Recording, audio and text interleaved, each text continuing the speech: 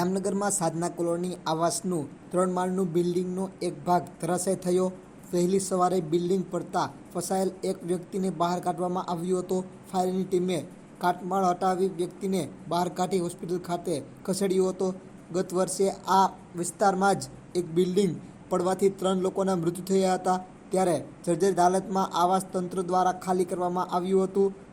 ત્યારે આજરોજ આ ઘટના બનતા યુદ્ધના ધારણે જર્જરિત આવાસ તોડી પાડવામાં આવ્યું છે. સાધના કોલોની વિસ્તારમાં જર્જરિત આવાસનું મકાન ધરાશાયી થતાં એકનું મૃત્યુ નીપજ્યું હતું. અગાઉ પણ અનેક વખત જર્જરિત આવાસમાં દુર્ઘટના સર્જાઈ છે. મનપાએ અનેક વખત નોટિસ આપવા છતાં લોકો આવાસમાં વસવાટ કરે છે. જર્જરિત આવાસના બ્લોક તોડી પાડવામાં આવ્યા છે. મેયર તથા મનપાના અધિકારીઓની હાજરીમાં આ કાર્યવાહી હાથ ધરવામાં આવી હતી.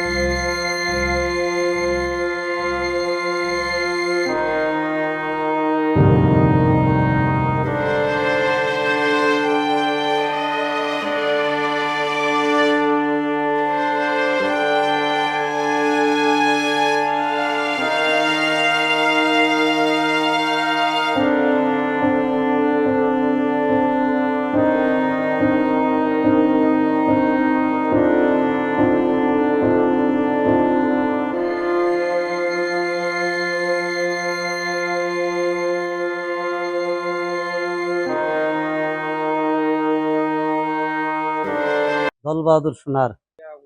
इसमें रात को 4 बजे तो मकान गिर गया था। उसके बगल में मैं था, तो रात को बच गया, नहीं तो मैं भी जाने वाला था नीचे। उसका आधा तो गिरा है। फिर हम लोग सुबह मालूम पड़ा, भाई लोग आया, उठो यहाँ पे गिरा है। 4 बजे से निंद्रा आया नहीं। हम लोग ऐसे राह देख रहा था क्या हो गया, क्या प्रॉब्लम है। हाँ, जल जरी याद आ रहा था, अभी तक भी आ रहा है, पर बच गए हम लोग।